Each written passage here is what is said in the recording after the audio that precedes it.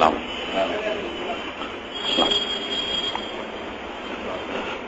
السلام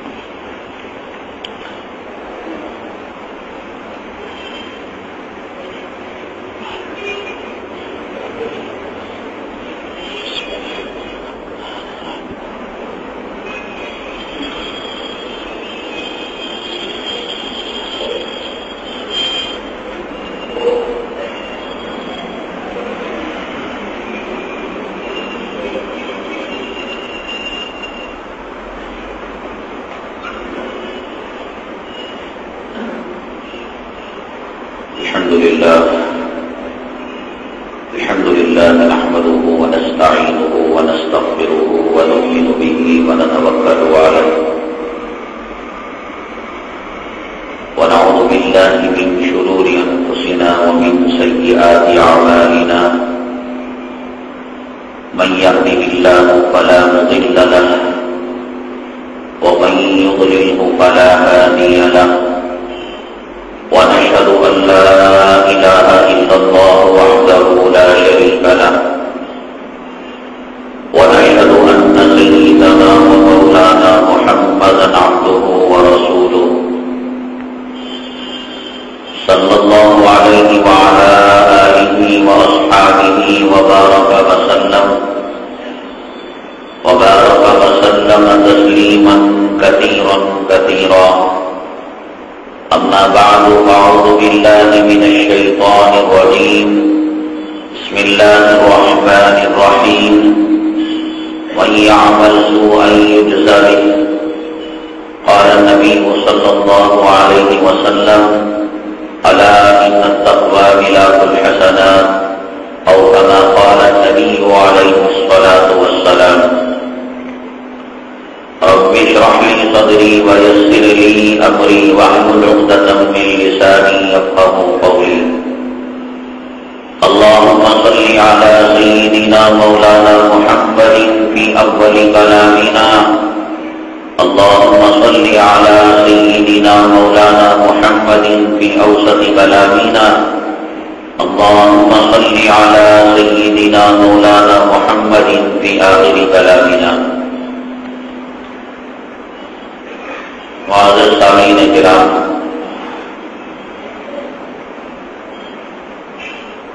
اصل بندوں کو ہدایت کا جو مسئلہ ہے، اللہ تبارک تعالیٰ جب تک نہیں چاہتے بندے راہ راست پر نہیں آتے، اور بندے بھی جب تک ہدایت کی طرف اور صراط مستقیم کی طرف قدم نہیں بڑھاتے، اللہ کی مدد اور اللہ کی نصرت نہیں آتی۔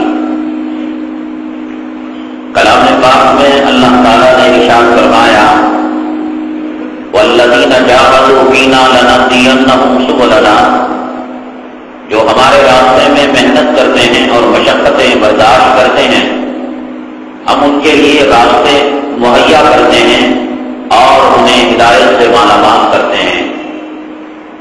اور حدیث پاک میں جناب محمد رسول اللہ صلی اللہ علیہ وسلم نے ارشاد فرمایا اگر بندہ ایک قدم اللہ تبارک تعالیٰ کی طرف بڑھاتا ہے، اللہ تبارک تعالیٰ 10 قدم بندے کی طرف آتے ہیں۔ اگر بندہ چل کر آتا ہے، اللہ تبارک تعالیٰ دوڑ کر آتے ہیں، اور اگر بندہ دوڑ کر اللہ تبارک تعالیٰ کی طرف جاتا ہے، اللہ تعالیٰ لپک لیتے ہیں اور اس کو سینے سے لگا لیتے ہیں، اور بندے میں اور اللہ میں اتنی قربت اور اتنی نزدیکی ہو جاتی ہے کہ زبان بندے کی ہوتی ہے اور کلام اللہ کا ہوتا ہے، قدم بندے کے ہوتے ہیں اور چلنا اللہ کی طرف سے ہوتا ہے، کان اللہ کے ہوتے ہیں اور سماعت اللہ تعالیٰ کی طرف سے، بندے کے ہوتے ہیں کان اور سماعت اللہ تعالیٰ کی طرف سے ہوتی ہے، آنکھ بندے کے ہوتے ہیں اور دیدار اللہ تعالیٰ کی طرف سے ہوتا ہے۔ یہ معاملہ ہے، اصول ہے اللہ تبارک تعالیٰ کا۔ ورنہ اگر بندہ نہ چاہے ہدایت کی طرف قدم بڑھانا اور بندہ اپنے آپ کو بدلنا نہ چاہے، اپنی اصلاح کرنا نہ چاہے، اللہ کا دستور اور اللہ کا قانون یہ ہے کہ اللہ تعالیٰ کہتے ہیں افنلزمکموہا وانتم لہا کارہون، اگر تم ناپسند کرتے ہو تو کیا میں تمہیں جبر کروں؟ ارے تم جہنم کو جانا چاہتے ہو، دوزخ کو جانا چاہتے ہو، میرے عذاب کو بھگتنا چاہتے ہو، جہنم کے لہو کو اور پیپ کو پینا چاہتے ہو، اس پہ ڈبکیاں مارنا چاہتے ہو، اور میں نے جنت کے دروازے کھولے تمہارے لیے، اس کو بند کرنا چاہتے ہو، میں نے تمہارے لیے رحمت کے دروازے کھولے، اس کو بند کرنا چاہتے ہو، تو کیا تم سمجھتے ہو کہ جبر اور زبردستی کے ساتھ میں تمہیں جنت میں داخل کروں گا؟ یہ میرا دستور نہیں ہے، یہ میرا قانون نہیں ہے۔ میرا قانون اور میرا دستور یہ ہے، تھوڑی سی محنت تم کرو، بقیہ ہدایت دینا میرا کام ہے۔ حاج ابو طالب، آپ ان کے بارے میں اللہ کے حبیب پاک آقا دو عالم جناب محمد رسول اللہ صلی اللہ علیہ وسلم نے کتنی ایڑی چوٹی کا زور لگایا اور کتنی کوششیں کی، اور کہا کہ چچا جان قوم کے سامنے نہ صحیح، مجمع کے سامنے نہ صحیح، اور اجتماع میں نہ صحیح، انفرادیت میں زور سے نہ صحیح، آہستہ ایک مرتبہ میرے کان میں آپ کلمہ پڑھ لیں، میں آپ کی انگلی پکڑ کر میں آپ کو جنت میں پہنچا دوں گا۔ لیکن چاہتے نہیں تھے وہ کلمہ پڑھنا، ایمان لانا نہیں چاہتے تھے، اسلام قبول کرنا نہیں چاہتے تھے، اللہ کی مرضی بھی نہیں تھی۔ اللہ کی مرضی اس وقت ہوتی ہے کہ قدم ہمارے بڑھے، محنت ہماری لگے، ہماری راتیں کٹے، تب اللہ تعالیٰ کی نصرت، اللہ تعالیٰ کی مدد آتی ہے۔ اللہ تعالیٰ کی مدد، اللہ کی نصرت بیٹھے بٹھائے نہیں آتی۔ دنیا کا کوئی کام بیٹھے بٹھائے ہوتا ہے، آپ دکان کھولیں اور گھر میں سو جائیں، دکان چل جائے گا۔ آپ کپڑا خریدیں اور درزی کے پاس نہ جائیں، ٹیلر کے پاس نہ جائیں، آپ کا کپڑا سل جائے گا۔ آپ بھیس خریدیں اور اس کے اندر غذاء نہ کریں، پانی نہ دیں اور اس پر محنت نہ کریں، مشقت نہ کریں، دانا نکل جائے گا۔ کون سا کام دنیا کا ہوتا ہے جو آخرت کا ہو جائے گا؟ جب دنیا کا کام بغیر محنت کے نہیں ہو رہا ہے اور بغیر مشقت کے نہیں ہو رہا ہے تو آخرت کا کام کیسے ہو جائے گا؟ اس لیے جن لوگوں کے مقدر میں بدنصیبی ہے اور جو دین کی طرف قدم بڑھانا نہیں چاہتے، اللہ کے صراط مستقیم کی طرف وہ چلنا نہیں چاہتے، وہ ایسے منحوس ہیں، ایسے بدقسمت ہیں اور ایسے بدنصیب ہیں کہ کائنات کے اندر، اللہ کی مخلوق کے اندر ایسا کوئی بدنصیب نہیں ہے۔ ان کے سامنے قبر کو کھول کر عذاب قبر کو بتایا جائے، ان کو اللہ تبارک تعالیٰ کے کلام پاک کے معجزے کو بتایا جائے، اللہ کے فرشتوں کو بتایا جائے، اللہ کی جنت کو بتایا جائے، اللہ کی قدرت کی نشانیوں کو بتایا جائے، یہ پڑھنا نہیں چاہتے۔ اللہ تبارک تعالیٰ ان کی ہدایت کا فیصلہ نہیں کرتے، ورنہ قدم بڑھانے والوں کے لیے ایک قدم بڑھایا، اللہ تبارک تعالیٰ نے ہدایت کے فیصلے فرما دیے۔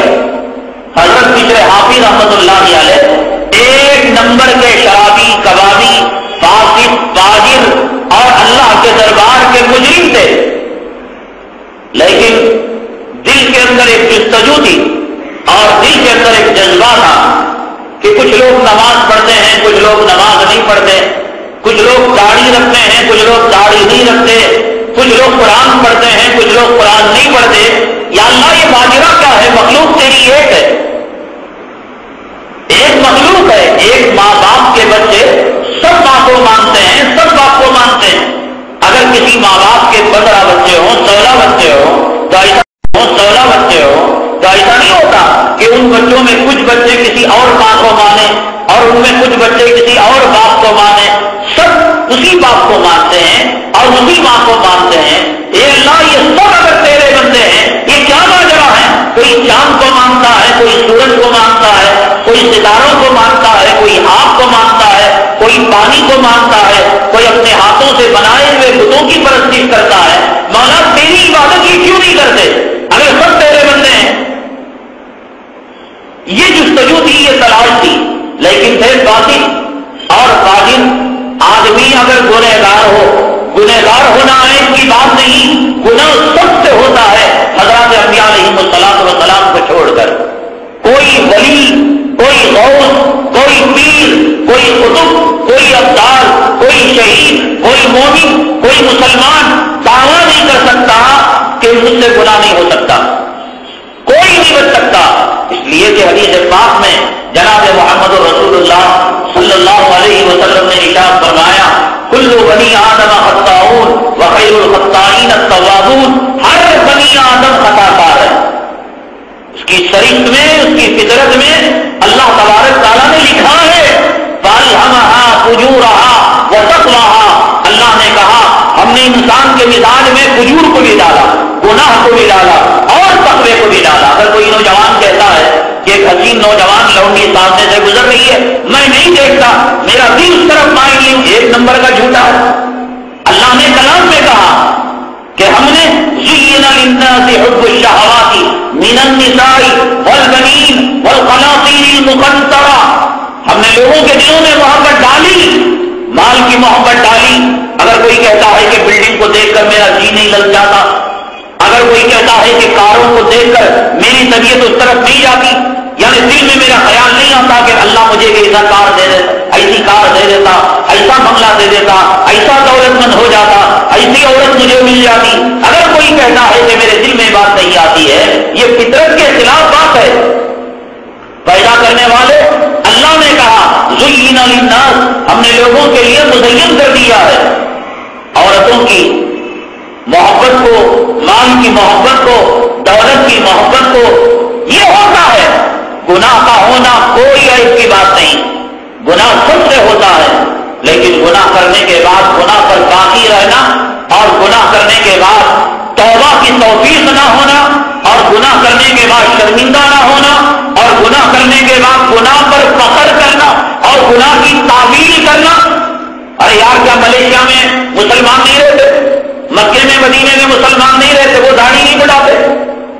وہ مصر نہیں جاتے عیاشی کرنے کے لیے؟ اگر ہم نے داڑھی، یعنی گناہ ہے اور اس گناہ پر سینہ زوری ہے، یہ ادا اللہ تبارک تعالیٰ کو پسند نہیں. گناہ ہو گیا اور وہ گناہ کتنا بڑا کیوں نہ ہو، کتنا خطرناک کیوں نہ ہو. حدیث پاک میں آتا ہے اگر کوئی بندہ یہ سمجھتا ہے کہ اللہ تبارک تعالیٰ میرے گناہ کو معاف نہیں کرے گا، گویا اللہ کی رحمت کی شان کو کٹا رہا ہے. حضرت ڈاکٹر عبدالحی رحمۃ اللہ علیہ فرماتے ہیں کہ سمندر میں کسی قسم کی گندگی اگر چلی جاتی ہے تو سمندر اس کو فلٹر کر دیتا ہے، اس کو اپنے اندر جذب کرنے نہیں دیتا. کوئی گندگی، بچہ پیشاب کر دے، بڑا آدمی پاخانہ کر دے، نالیوں کا پانی جا کر اس میں گر جائے، لیکن ہو جاتا ہے پاک، گندگی کو الگ کر دیتا ہے. فرماتے ہیں حضرت ایسے ہی اگر کوئی آدمی سمندروں کی مقدار میں اور دنیا کے زمین و آسمان کی مقدار میں گناہوں کو لے کر خدا کی دریائے رحمت میں کودتا ہے تو خدا کی دریائے رحمت اس کو پاک کر دیتی ہے. اور اگر کوئی بندہ یہ سمجھتا ہے کہ اللہ تبارک تعالیٰ میرے گناہ کو معاف نہیں کرے گا، گویا اللہ کی شان رحیمی اور شان کریمی کے مقابلے میں اپنے گناہ کو طاقتور سمجھتا ہے اور اللہ کو کمزور سمجھتا ہے. ہو جاتی ہے غلطی.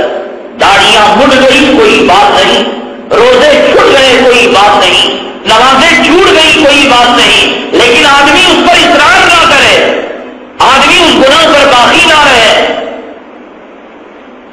ہندا جس نے حضرت حمزہ رضی اللہ تعالیٰ عنہ کا کلیجہ چبانے کے لیے وحشی کو بھیجا تھا اور حکم دیا تھا احد کے موقع پر کہ حضرت حمزہ رضی اللہ تعالیٰ عنہ کو شہید کر دیا جائے. دنیا میں کسی قاتل نے اپنے مقتول کے ساتھ وہ سلوک نہیں کیا جو ہندا نے حضرت حمزہ رضی اللہ تعالیٰ عنہ کے ساتھ کیا. اللہ کے حبیب پاک جناب محمد رسول اللہ صلی اللہ علیہ وسلم حضرت حمزہ کے لیے جتنا روئے کہ زمین و آسمان آپ پر رونے لگا. 70 مرتبہ اللہ کے حبیب پاک صلی اللہ علیہ وسلم نے اور اس سے زیادہ مرتبہ حضرت حمزہ رضی اللہ تعالیٰ عنہ کو یاد کر کر رونے لگے. مدینے میں حضرت حمزہ کو رونے والا کوئی نہیں تھا. اللہ کے حبیب پاک صلی اللہ علیہ وسلم اتنا رویا کرتے تھے ہندا کے دل میں عداوت تھی. اس نے وحشی کے ذریعے سے حضرت حمزہ کو شہید کرایا. کان کو، ناک کو، انگلیوں کو، پیر کے عضو کو، کلیجے کو ٹکڑے کر کر ایک ہار میں پرو کر، ایک ڈوری میں پرو کر. ہندا وہ تھی تو دنیا کی پہلی قاتلہ جس نے اپنے مقتول کے جسم کے اعضاء کا ہار پہنا تھا. حضرت حمزہ جناب محمد رسول اللہ صلی اللہ علیہ وسلم کے بڑے چہیتے تھے، بڑی جان دیا کرتے تھے اور بڑے قریبی تھے۔ حضرت حمزہ رضی اللہ تعالیٰ عنہ کی شہادت سے آپ کو بہت صدمہ ہوا، بہت صدمہ ہوا، اور ویسی جب اس نے پہچان لیا حق اور باطل کی جنگ کو، اور اس نے پہچان لیا اسلام کی حقانیت کو، اور اس نے پہچان لیا جنت اور دوزخیوں کی علامت کو، وحشی نے جناب محمد رسول اللہ صلی اللہ علیہ وسلم کے پاس پیغام بھیجا، اے اللہ کے حبیب پاک صلی اللہ علیہ وسلم، اب ہندا بھی ایمان لانا چاہتی ہے اور میں بھی ایمان قبول کرنا چاہتا ہوں، میں ہوتے اور آپ ہوتے برداشت کریں گے؟ جس نے حضرت حمزہ کے کلیجے کو چبایا ہو اور جسم کے ٹکڑوں کا ہار بنایا ہو، وہ آدمی اب جنت کی چابی مانگنے کے لیے آتا ہے اور جنت کی ضمانت لینے کے لیے آتا ہے، کوئی آدمی اس کو قبول کرے گا؟ وہ جگر تھا، وہ حوصلہ تھا، وہ ضرور تھا جناب محمد رسول اللہ صلی اللہ علیہ وسلم کا۔ آپ نے فرمایا ویسی اللہ تبارک تعالیٰ تیرے ایمان کو قبول کر لیں گے۔ ناز نخرے دیکھو، ناز نخرے دیکھیے آپ، ایک تو حضرت حمزہ کا قاتل ہے اور دوسری بات کہتا ہے کہ اللہ تعالیٰ کیا واقعتاً میری توبہ کو قبول کر لیں گے؟ اگر توبہ کو قبول بھی کر لیں، اللہ تعالیٰ اگر میرے ایمان کو قبول بھی کر لے، لیکن اللہ کیا اس گناہ کو معاف کریں گے جو میں نے حضرت حمزہ کے ساتھ معاملہ کیا، حضرت حمزہ کے ساتھ سلوک کیا؟ کیا گارنٹی، کیا ضمانت؟ ارے بھائی ایمان لے آنے جا رہے ہیں اور ناز نخرے دیکھیے، میری توبہ قبول ہو، میرا ایمان قبول ہو، میرے پرانے گناہوں کے نشانات کو مٹا دیے جائیں۔ ایک آدمی کسی کیس کا سامنا کرتا ہے عدالت میں اور عدالت اسے جیل کی سزا سنا دیتی ہے، جیل میں 3 مہینے رہا، 6 مہینے رہا، بعد میں عدالت کو محسوس ہوتا ہے کہ اس کو خامخواہ مجرم بنا دیا گیا اور اس نے کوئی جرم ہی نہیں کیا تھا، تو عدالت کئی ہیئرنگ کے بعد، کئی سماعتوں کے بعد فیصلہ ڈکلیئر کرتی ہے کہ اس کو باعزت بری کر دیا جاتا ہے۔ اس کو باعزت بری تو کر دیا گیا، لیکن دنیا والے اس کو یہی کہیں گے، ارے وہ حاجی صاحب جو 3 مہینے جیل میں تھے، وہ شیخ صاحب جو فلاں قتل کے الزام میں جیل کے اندر گئے تھے، کوئی اس کو معاف کر، عدالت نے معافی دے دی لیکن دنیا والے معاف کرنے کے لیے تیار نہیں، دنیا والے اس گناہ کو درگزر کرنے کے لیے تیار نہیں۔ تو بچی کے دل میں یہ بات تھا، اللہ اگر میرا ایمان قبول کر لے گا، اللہ تعالیٰ اگر میری توبہ کو قبول کر لیں گے، کہیں گے دنیا والے یہی بات، اللہ یہی کہے گا ٹھیک ہے جنت میں چلا جا، لیکن تو نے حضرت حمزہ کو تو قتل کیا تھا، تو نے نبی کے دل کو جھکایا تھا، کیا ضمانت؟ تو نے نبی کے دل کو جھکایا تھا، کیا ضمانت؟ اللہ تبارک تعالیٰ میرے اس گناہ کو معاف کریں گے؟ گناہ اپنی جگہ پر رہے گا لیکن اللہ میرے ایمان کو قبول کر لیں گے، اللہ میری توبہ کو قبول کر لیں گے۔ گناہ ہونا ہرگز کوئی بڑی بات نہیں، گناہ اگر ہو جائے، گناہ پر شرمندہ نہ ہونا، گناہ کی تعویلیں کرنا۔ اب دیکھیے زمانے سے عیدوں کی نمازوں کے بعد مصافحہ ہوتا تھا، ایک آدمی نے آ کر بتایا یہ مصافحہ کرنا اور یہ گلے ملنا راضیوں کا طریقہ ہے، نہ جناب رسول اللہ صلی اللہ علیہ وسلم نے کیا، نہ صحابہ نے کیا، نہ ائمہ اربعہ نے کیا، نہ پیران پیر نے کیا۔ اب یہ کہ آدمی اگر ایمان والا ہوگا اس کو مان لے گا کہ بھی مجھے اب تک میں اندھیرے میں تھا، ایک سنت مجھے مل گئی، جناب محمد رسول اللہ صلی اللہ علیہ وسلم کے عید کے منانے کا صحیح طریقہ مل گیا، اللہ ہماری ماں کو معاف کرے، ہمارے باپ کو معاف کرے، ہمارے دادا کو معاف کرے، جہالت میں آئے جہالت میں چلے گئے، اللہ کا شکر ایک سنت معلوم ہو گئی۔ اب یہ کہنے کے بجائے کیا وہ زمانے میں عالم نہیں تھے کیا؟ اب اتنے لوگ جو مصافحہ کرے یہ غلط ہے کیا؟ اتنے زمانے سے جو کرتے آ رہے تھے یہ بڑی بدبختی کی بات ہے۔ حدیث پاک میں جناب محمد رسول اللہ صلی اللہ علیہ وسلم نے ارشاد فرمایا الحکمت ضالۃ المومن، حکمت کی بات، حدیث کی بات، سنت کی بات، شریعت کی بات مومن کا گم شدہ ہیرا ہے۔ آپ کی آواز گم ہو جائے، آپ کا موبائل گم ہو جائے اور ایک بچہ لا کر دیتا ہے. ارے بچہ کیوں لا کر دیا؟ اتنے بڑے تھے وہ لا کر کیوں نہیں دیے؟ اتنے عقل مند تھے وہ لا کر کیوں نہیں دیے؟ اتنے جو ہے عالم لوگ تھے لا کر کیوں نہیں دیے؟ یہ گوار کیوں لا کر دیا؟ یہ سلم میں رہنے والا جھوپڑی میں رہے یہ پوچھتا ہے کوئی، ارے بابا تیرا شکریہ لا کر دے دیا، یہ میری چیز ہے، اسے چاکلیٹ دیں گے، اس کا شکریہ ادا کریں گے. اگر آپ کو حدیث ملتی ہے، آپ کو سنت ملتی ہے، آپ کو نبی کا طریقہ ملتا ہے، کیا ضرورت بحث کرنے کی؟ تحقیق کریں یہ طریقہ صحیح ہے یا غلط، یہ کر سکتے ہیں. ہمارے باپ دادا کے زمانے سے چلا آ رہا تھا، برسوں سے کرتے آ رہے تھے. کوئی اس وقت کسی ارے بابا کی حالت کی بات ہوگی، اندھیرے میں رہے ہوں گے، غفلت میں رہے ہوں گے. اب اس وقت خدا جانے ہم کتنے گناہ کر رہے ہوں گے کہ آئندہ آنے والی نسل ہمارے گناہوں کو بتائے گی، ہمارے ٹوپیوں کے بارے میں کہے گی، ہمارے جھبے کے بارے میں ایسی گالے گی. علم کی کوئی لمٹ نہیں ہے، تحقیق کی کوئی حد نہیں ہے. تحقیقات ہوتی جائیں گی اور زمانے کے رسوم اور زمانے کے رواج کے بارے میں پوسٹ مارٹم ہوتا جائے گا. یہ کی حالت ہے کہ آدمی حق معلوم ہونے کے بعد، سنت معلوم ہونے کے بعد، نبی کا طریقہ معلوم ہونے کے بعد اس میں تیل و تال کرے، اس میں تعویلات کرے اور اس میں بچنے کا راستہ نکالے. کتنے لوگ ہیں ہمارے ماں باپ، ہمارے آبا اجداد میں وہ مرحوم کی برسی کیا کرتے تھے، چہلم کیا کرتے تھے، تینوا کیا کرتے تھے، خدا جانے کیا کیا کرتے تھے. مسجدوں میں ہم نے اپنے بچپنے میں دیکھا جو ہماری دیوبندی مکتب فکر کی مساجد ہے، ان مساجد کے اندر گھی کے چراغ لوگ منت کے جلایا کرتے تھے. دیوبندی مکتب فکر کے لوگ، تبلیغی مکتب فکر کے لوگ. ابھی آپ ہری مسجد کے اندر آپ دیکھیں کہ اندر داخل ہونے کے بعد داہنی طرف چھوٹے چھوٹے چھوٹے محراب ہیں. وہ محراب کیا ہے؟ وہ محراب چراغ خانے تھے کہ اس میں ہوا لگ نہ لے، اس لیے چھوٹے چھوٹے دریچے بنائے ہوئے تھے، محراب بنائے ہوئے تھے. کسی کے گھر میں فقر و فاقہ ہے، اس نے لا کر چراغ جلا دیا. کسی کے گھر کے اندر کوئی مر گیا، اس کے نام سے لا کر چراغ جلا دیا. کسی کے گھر کے اندر تندرستی ہے، کوئی بیمار ہے، وہ لا کر چراغ جلایا کرتے تھے. ہری مسجد کے محراب کے دامی طرف لیفٹ سائڈ ایک توہرا تھا، وہ کلام پاک کے نقش کا توہرا تھا یا مکے کا خدا جانے کیا، اس پر ہرا کپڑا لگا ہوا رہتا تھا. نمازی لوگ نماز پڑھنے کے بعد جا کر اس کو چومتے تھے، اس کو سینے سے لگاتے تھے. دیوبندی مکتب فکر کی مسجد، بڑے بڑے اکابرین، بڑے بڑے دیوبندی علماء، حتیٰ کہ حضرت شیخ الاسلام مدنی رحمت اللہ علیہ خود اس مسجد میں آ کر گئے ہیں، لیکن معلومات نہیں تھے، لوگ کیا کرتے تھے. اب وہ توغرا بھی ہٹ گیا ہے، وہ چراغ بھی چلے گئے ہیں. اب اگر لوگ ذکر کریں، ہمارے باپ دادا کے زمانے سے چلا آ رہا تھا، اس توغرے کو ہمارے باپ دادا پوج رہے تھے اور بوسا دے رہے تھے، معلوم نہیں تھا کر رہے تھے. اور یہی بات تو کافر بھی تو کہا کرتے تھے.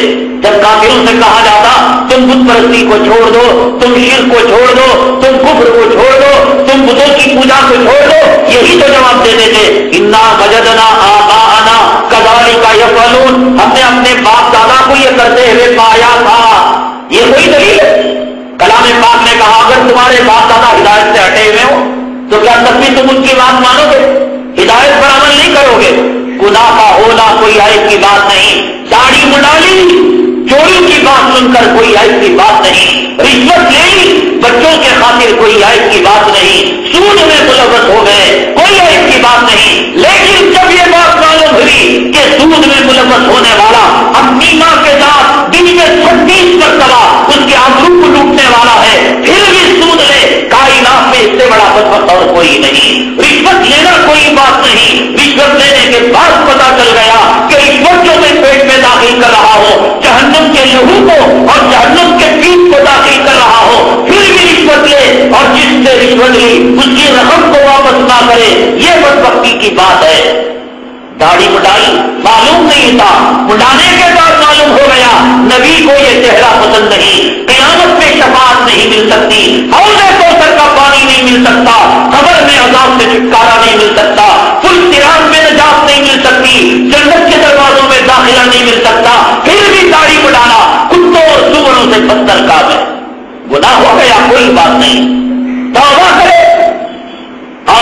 طرف آئے تو اللہ تعالیٰ کی ہدایت کے فیصلے ہوتے ہیں۔ وحشی جس کا گناہ اتنا خطرناک تھا زمین و آسمان کان جاتے تھے، نبی کریم صلی اللہ علیہ وسلم نے دن رات رویا، اللہ تبارک تعالیٰ کو دلاوا دینا پڑا۔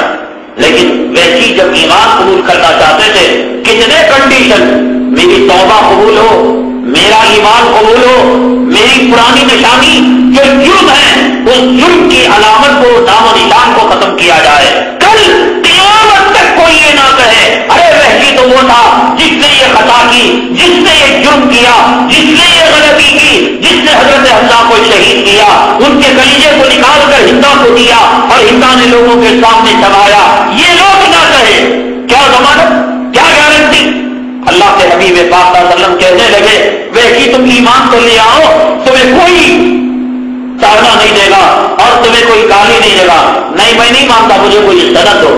یہ بات چل رہی تھی، جبریل امین علیہ الصلوۃ والتسلیم اللہ تبارک تعالیٰ کی طرف سے کلام پاک کی سورہ فرقان کی آخری آیت ہے، ایک گنہگار بندے کی توبہ قبول، ایک گنہگار، ایک مجرم، ایک فاسق، ایک نبی کے دل کو چپ دینے والا اور نبی کے شہیدے کے کلیجے کو چبانے والا اور جسم کو ٹکڑے کرنے والا، اس کے بارے میں اللہ تعالیٰ نے کہا فَأَمَّا مَنْ تَابَ وَآمَنَ وَعَمِلَ عَمَلًا صَالِحًا فَإِنَّهُ يَتُوبُ إِلَى اللَّهِ مَتَابًا۔ اللہ نے کہا جو ایمان لے آیا اور جس نے توبہ کی، اللہ تبارک تعالیٰ اس کے توبہ کو قبول کرے گا، نہ صرف اس کے ایمان کو قبول کرے گا، نہ صرف اس کے توبہ کو قبول کرے گا۔ آگے اللہ نے کہا وحشی تیرے گناہ کو معاف کرنا، تیرے جرم کو معاف کرنا، تو نے حضرت حمزہ کے جسم کے جو ٹکڑے کیے اس کی توبہ کو قبول کرنا، یہ تو ہے ہی، لیکن اس کے علاوہ لے سن لے فَأُولَٰئِكَ يُبَدِّلُ اللَّهُ سَيِّئَاتِهِمْ حَسَنَاتٍ۔ اے وحشی تیرے لیے خوشخبری ہو کہ حالت کفر میں جتنے گناہ کیے اللہ تیرے گناہوں کی جگہ نیکیوں کو لکھ دے گا۔ یہ میری شان، یہ میری ذات ہے۔ ایک تو یہ ہے کہ جسم میں پھوڑا ہو اور پھوڑے کو سکھایا جائے مرہم پٹی کر کر، مرہم پٹی کر کر سکھایا جائے، ایک نشان پھوڑے کا باقی رہ جاتا ہے، سرجری کا ایک نشان باقی رہ جاتا ہے۔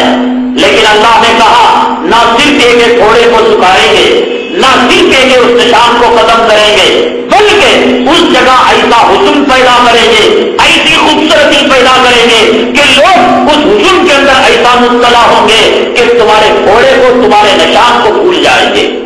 فَأُولَٰئِكَ يُبَدِّلُ اللَّهُ سَيِّئَاتِهِمْ حَسَنَاتٍ وَكَانَ اللَّهُ غَفُورًا رَحِيمًا۔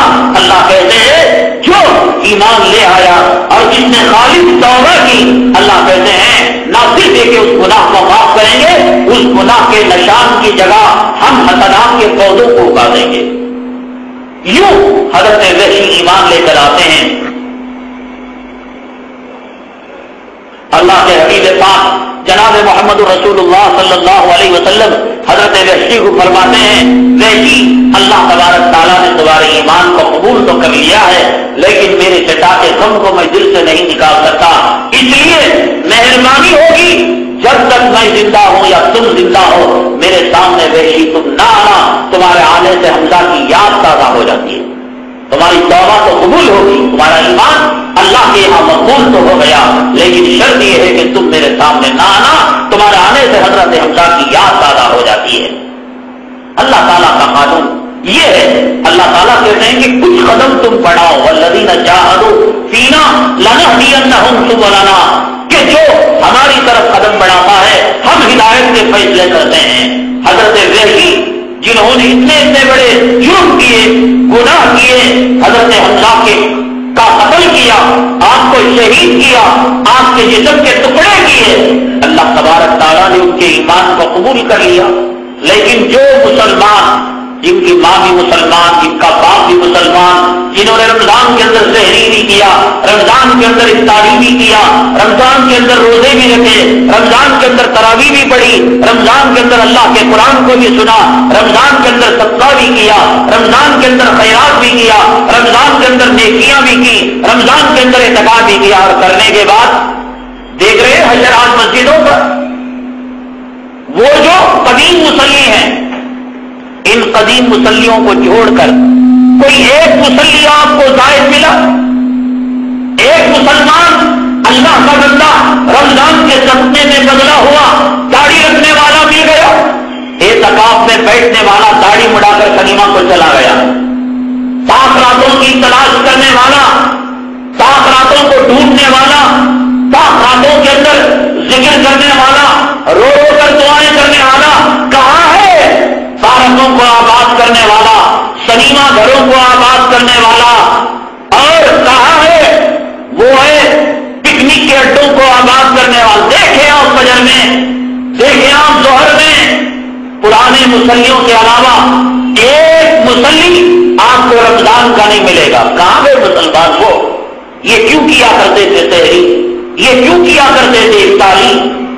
ایک لفظ اللہ کے کہنے سے، ایک اللہ کی طرف قدم بڑھانے سے حضرت وحشی کے بارے میں کلام پاک کی آیتیں نازل ہو سکتی ہیں۔ وہ وحشی جنہوں نے حضرت حمزہ رضی اللہ تعالیٰ عنہ کا قتل کیا، شہید کیا، وہ وحشی جس نے نبی کے جگر کے ٹکڑے کیے، جس نے نبی کے دل کو مکایا، ایک قدم بڑھا، اللہ نے کلام پاک کی آیتیں نازل کی۔ وحشی ڈرنے کی ضرورت نہیں۔ جو مسلمان روزہ رکھتا رہا، جو مسلمان سحری کرتا رہا، جو مسلمان تراویح پڑھتا رہا، جو مسلمان اعتکاف کرتا رہا، جو مسلمان قرآن پڑھتا رہا، جو مسلمان زکات دیتا رہا، جو مسلمان صدقہ فطر ادا کرتا رہا، جو مسلمان تراویح میں اللہ کے کلام کو سنتا رہا، کیا اس کا کوئی اثر نہیں؟ کوئی اثر نہیں اس کا؟ اثر تو ہے۔ انسان اگر نیک اعمال کرتا ہے اس کے اثرات ہیں، اور انسان اگر برے اعمال کرتا ہے اس کے بھی اثرات ہیں۔ حدیث پاک میں آتا ہے، جناب محمد رسول اللہ صلی اللہ علیہ وسلم نے ارشاد فرمایا، بندہ گناہ کرتا ہے، اللہ تبارک تعالیٰ اس کے چہرے سے ایک نحوست دے دیتے ہیں۔ بے نمازیوں کے چہروں میں نحوست دیکھیے آپ، جھوٹ بولنے والا ان کے چہروں میں آپ بے برکتی دیکھیں، آپ حرام کھانے والے حرام خاروں کے چہروں میں دیکھیں۔ اور حدیث پاک میں کہا گیا، اولیاء اللہ اذا رؤوا ذکر اللہ، اللہ کے نیک بندے وہ جن کے چہروں کو دیکھ کر اللہ کی یاد تازہ ہو جاتی ہے۔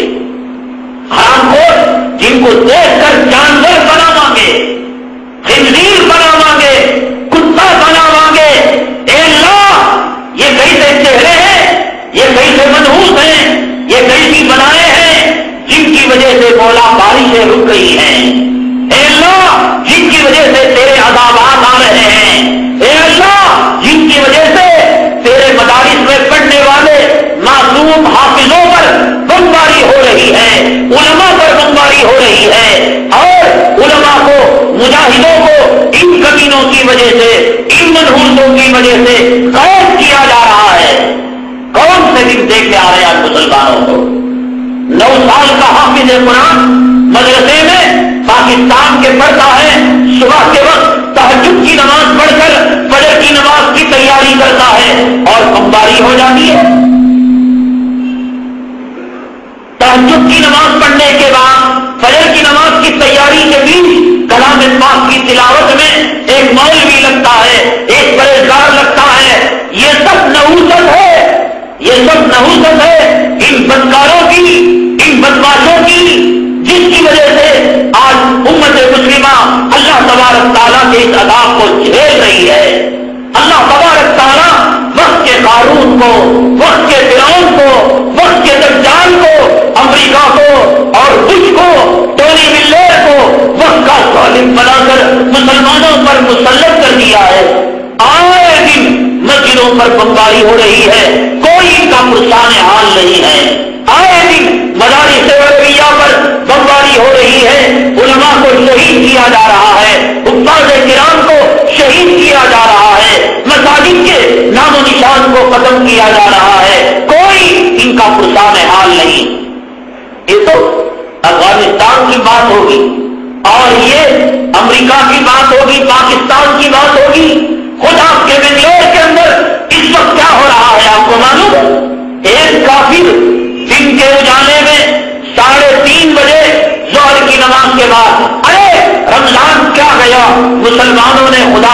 بڑھا دیا، مسلمانوں نے مساجد کو فراموش کر دیا، مسلمانوں نے اللہ کے قرآن کو فراموش کر دیا اور یہ کہا کہ ہمارا جو اگریمنٹ ہے اے اللہ تیری عبادت کا وہ 1 مہینے کے لیے ہے، 1 مہینہ نمازیں پڑھوا لے، 1 مہینہ دعائیں کروا لے، 1 مہینہ روزے رکھوا لے، 1 مہینہ مال کے صدقات اور خیرات کرا لے۔ جب ہمارے گرو گھنٹال، ہمارے بڑے، ہمارے سردار شوال اور عید کے چاند کے ساتھ چھٹیں گے، اے اللہ پھر 11 مہینے ہم سے نماز کا مطالبہ نہ کرنا، 11 مہینے داڑھی کا مطالبہ نہ کرنا۔ کتنے حرام اور رمضان کے اندر روزہ رکھ کر ان کے چہروں پر آج 1,24,000 پیغمبروں کی سنت غائب ہے۔ کتنے ذلیل، منحوس اور بدنصیب رمضان میں خدا کے گھر کو سجدوں سے آباد کیا کرتے تھے، آج یہ مسجدیں ان کے لیے بد دعائیں دے رہی ہیں، یہ مسجد کے در و دیوار ان کے لیے ماتم کر رہے ہیں۔ اے خدا کہاں چلے گئے وہ نمازی، اے خدا کہاں چلے گئے وہ سجدوں سے آباد کرنے والے، وہ ذکر سے آباد کرنے والے، وہ اعتکاف سے آباد کرنے والے، وہ تراویح سے آباد کرنے والے۔ آج ماتم کر رہی ہیں مسجدیں، ماتم کر رہی ہیں۔ یہ رمضان کے مسلمان، یہ رمضان کے خدا کے بندے جو 11 مہینے شیطان کی پوجا کرتے ہیں، دولت کی پوجا، جو 11 مہینے شیطان کی پوجا کرتے ہیں، دولت کی پوجا کرتے ہیں، عورت کی پوجا کرتے ہیں، حکومت کی پوجا کرتے ہیں۔ یہ دیکھ رہے ہیں نئی بیماری ہر سڑک کے نکڑ پر، ان سے جا کر 1 روٹی کا کوئی فقیر سوال کرے، جاؤ جی جاؤ آگے بڑھو، مسجد کے چندے کا سوال کرے، اللہ کا گھر اللہ دیکھ لیتا ہے، مدرسے کا سوال کرے، خدا جانے ہر عالم بغل میں ایک رسید بک مار کر آ جاتا ہے، ہزاروں روپے ڈال کر شیطان نما صورت عید مبارک کی جو ہے وہ تصویر لٹکائے ہوئے، ایسے معلوم ہوتا ہے کہ جیل سے چھوٹ کر آ رہا ہے، اس کے عید مبارک رہنے سے غریب کے گھر کے اندر چولہا جل جائے گا۔ کون دیکھتا ہے ان شیطان نما فوٹوؤں کو؟ کتنے مسلمانوں کی فوٹویں یہ مفت میں ڈالتے، پیسہ خرچ کر کسی کتے کے ساتھ اور کسی کمینے کے ساتھ، کسی کافر کے ساتھ اور کسی ڈھیر سیاستدان کے ساتھ اور کسی حرام خور پولیس افسر کی فوٹو کے ساتھ کھڑے ہو کر ہم عید مبارک کون سی مبارکبادی پیش کر رہا ہے؟ کیا کر دیا تم نے؟ قوم و ملت پر کیا احسان کر دیا؟ اور تیرے مبارکباد پیش کرنے سے کیا غریب کا چولہا جل جائے گا؟ یتیم کی یتیمی ختم ہو جائے گی؟ لاکھوں روپیہ مسلمانوں کے محلوں میں جا کر دیکھیے آپ، اب تو عید کی مبارکبادی کے ساتھ گنیش تہوار کی مبارکبادی ہے، راجو اتسوا کی مبارکبادی ہے، یوم آزادی کی مبارکبادی ہے، لاکھوں روپیہ خرچ کر کسی کے برتھ ڈے کی، وہ شریف صاحب 71 سال کے ہو گئے، تیری اماں کو کیا ہوا؟ ہزاروں روپے اخبار کے اندر ڈال کر شریف صاحب کا پیشاب پی کر چاپلوسی کر رہے ہیں کہ شریف صاحب کل اگر میرا بیٹا پکڑا جائے یہ تصویر میں تمہیں دکھاؤں گا کہ تمہارے برتھ ڈے کے موقع پر دیکھ صاحب تمہارے برتھ ڈے کے موقع پر نبی کی پیدائش پر خوشی مناؤ نہ مناؤ، نماز پڑھو نہ پڑھو، چہرہ کتوں کی طرح ہو، جانوروں کی طرح ہو، لیکن تمہاری یوم پیدائش کو نہیں بھولتا۔ میری شروع کے ساتھ تمہاری غلامی میں، تمہاری یاد میں ہم موم بتی جلاتے ہیں، کیک کاٹتے ہیں۔ جاؤ دیکھو مسلمانوں کے محلے میں، اخباریں اٹھا کر دیکھو، برتھ ڈے منانا مسلمان کے لیے حرام ہے، یہ عیسائیوں کی کرتوتیں ہیں۔ اسلام میں برتھ ڈے کی گنجائش نہیں، خود کا برتھ ڈے نہیں، بھیڑوں چماروں کے برتھ ڈے پر اخباروں کے اندر مبارکبادی دی جاتی ہے۔ اخبار والا فی سبیل اللہ ڈالتا ہے، وہ پیسے لے کر ڈالتا ہے، یہ پیسے اگر مسجدوں میں لگتے، یہ پیسے یتیم خانوں میں لگتے، ایک تو گناہ اور حرام کا، کسی کی بیٹی کی شادی ہو رہی ہے، کسی کو داماد مل رہا ہے، اخبار کے اندر اپنی تصویر کے ساتھ قیامت میں حدیث پاک میں آتا ہے، سن لو کان کھول کر سن لو، اگر تمہارے کسی دوست نے کمینے نے کسی بھیڑ و چمار کے ساتھ کسی سڑک کی نکڑ پر اگر اس نے تصویر عید مبارکبادی کی دی ہے، اخبار کے اندر اس نے اشتہار دیا ہے اور تصویر دی ہے کہ کسی کو داماد مبارک ہو، کسی کو بہو مبارک ہو، حدیث سنا دو، اللہ کے حبیب پاک جناب محمد رسول اللہ صلی اللہ علیہ وسلم نے ارشاد فرمایا، اللہ تعالیٰ اس بندے کو جنت میں داخل نہیں کریں گے جب تک کہ وہ بندہ بنائی ہوئی تصویروں کے اندر روح نہ ڈال دے، جان نہ ڈال دے۔ ہے عزت ہوئی مکھی کو زندہ نہیں کر سکتے، ایک مرے ہوئے مچھر کو زندہ نہیں کر سکتے، تم کہاں بھیڑوں چماروں کی تصویروں میں روح ڈالو گے؟ وہ قیامت کا عالم ہو کہ پیغمبر نفسی نفسی کے عالم میں ہوں گے، حضرت آدم نفسی نفسی کے عالم میں ہوں گے، حضرت نوح نفسی نفسی کے عالم میں ہوں گے، حضرت ابراہیم نفسی نفسی کے عالم میں ہوں گے، انبیاء پیغمبر اور اولیاء اقطاب ابدال شہداء نفسی نفسی کے عالم میں ہوں گے، اور یہ بھیڑوں چماروں کے جسم میں روح ڈالیں گے؟ ہے ہمت یا حدیث جھوٹی؟ کیا ملتا ہے تمہیں حرام میں پیسہ خرچ کر کر، فوٹیں تصویریں اخباروں میں ڈال کر؟ اب دیکھو حج کا سیزن آ رہا، میری اماں حج کو جا رہی، اماں کی تصویر ڈال دیا بے حیا۔ جس اماں نے ساری زندگی حیا کی زندگی گزاری، پردے کی زندگی گزاری، یہ وفاداری کی، اس بیٹے نے ماں کے ساتھ تصویر اخبار میں ڈال دی اور ڈنڈورا پھینک دیا، لوگوں دیکھو میرے اماں کے چہرے کو دیکھ لو، لوگوں دیکھ لو میرے باپ کے چہرے کو دیکھ لو۔ کتنے بے حیا شوہر اپنی تصویر اور اپنی بیگم کی تصویر اخبار میں ڈالتے ہیں، ہم دونوں بھی بیوی اللہ پر احسان کر رہے ہیں، اللہ کے گھر پر احسان کر رہے ہیں، لوگوں دیکھو جس نے جلوے میں میری بیگم کو نہیں دیکھا، نکاح میں میرے بیگم کو نہیں دیکھا، پارکوں میں چل رہی تھی نہیں دیکھا، سنیما کی لائن میں کھڑی تھی نہیں دیکھا، اب دیکھ لو حج کے موقع پر دیکھ لو، کیا تماشا ہے؟ حدیث جھوٹی ہے، یہ حدیث جھوٹی ہے کہ اللہ تبارک تعالیٰ کو کفر و شرک کے بعد سب سے سخت ترین اللہ کے یہاں جو گناہ ہے کبیرہ گناہ وہ تصویر کا بنانا ہے۔ مولوی بھی مبتلا ہے، مفتی بھی مبتلا ہے، وہ کلاڑی مار رہا ہے مسجد کو، وہ ربن کاٹ رہا ہے، وہ بیان کے لیے دعا کر رہا ہے، وہ فاتحہ کر رہا ہے، وہ کولڈ ڈرنک کا افتتاح کر رہا ہے، وہ پانی کی ٹینکی کا افتتاح کر رہا ہے، وہ کسی غریب کی شادی کا مذاق بنا کر دلہاؤں کو کھڑے کر چور کی طرح کھڑا ہوا ہے، اخبار میں تصویر آ رہی ہے۔ کیا کیا؟ تیری بیٹی کی تصویر اور تیرے بیٹی کی تصویر آئے اور اس کے نیچے لکھا ہوا ہو کہ اس کو بیت المال کا روپیہ دیا گیا، شرم کی بات نہیں۔ جو 2 کلو صدقے فطر گیہوں دیتا ہے دوسرے دن اخبار میں تصویر ڈالتا ہے کہ ہم نے فلاں غریب کو صدقہ دے دیا، اس کے دل پر کیا بیتتی ہوگی؟ حدیثوں میں آتا ہے تم صدقہ ایسے کرو کہ اگر سیدھے ہاتھ سے دیتے ہو تو دائیں ہاتھ کو اطلاع نہ ہو۔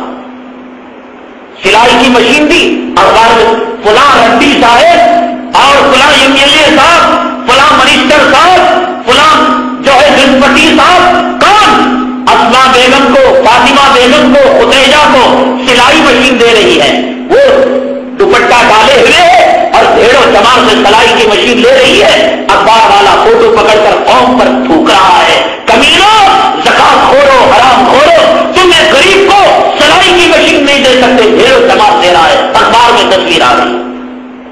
ایک ذرا سا کوئی نیک کام کیا اخبار کے اندر فوراً فوٹو دے دیا، ان غریبوں پر کیا بیتی ہوگی؟ مدارس عربیہ اب کھلنے کا وقت ہے، شوال کے مہینے میں جیسے جون کے مہینے میں کانوینٹ کھلا کرتے ہیں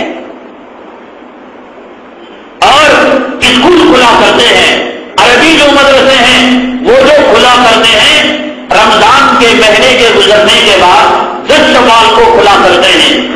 ایک زمانہ بنگلور میں جہالت کا زمانہ تھا، مولوی اپنے بچے کو مولوی بناتا تھا، مولن صاحب اپنے بچے کو مدرسے میں داخل کرتے تھے۔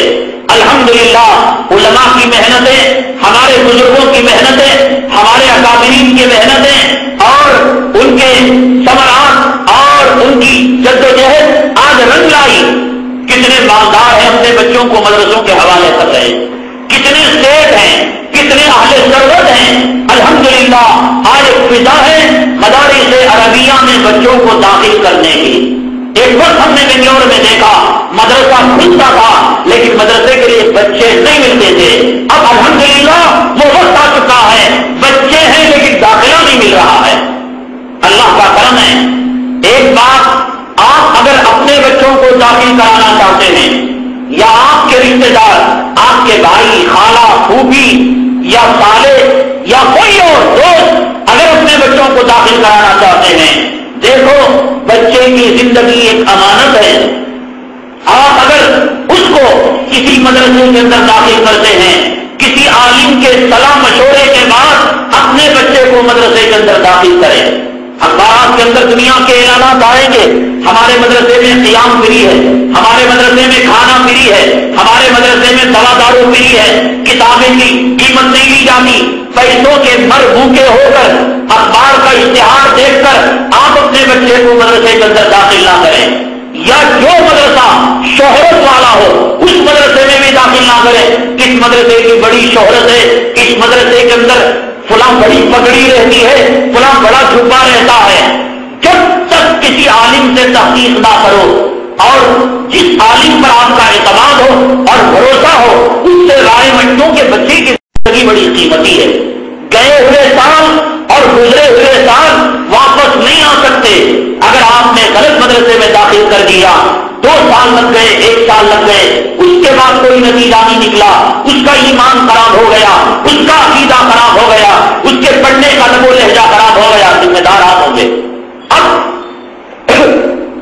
باقی فرقوں نے ایک جال بچھایا ہے، اخبار کے اندر اعلان آتا ہے کہ پورے انڈیا میں مدارس میں داخل کرنے کے لیے ہم سے خدمات حاصل کریں، ہم آپ کے بچے کے ٹرین کے آنے جانے کا کرایہ دیں گے، ان کے سرپرست کا کرایہ دیں گے، سال بھر کی فیس معاف ہوگی، کھانے پینے کا انتظام ہوگا، ماہانہ الٹا مدرسہ وظیفہ دے گا۔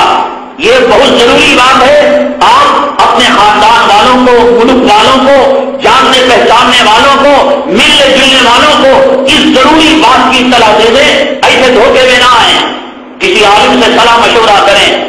اب ایک اعلان آیا تھا کہ ہم سفر خرچ بھی دیں گے، یو پی میں داخل کرنا ہو بچے کو، دلی میں داخل کرنا ہو۔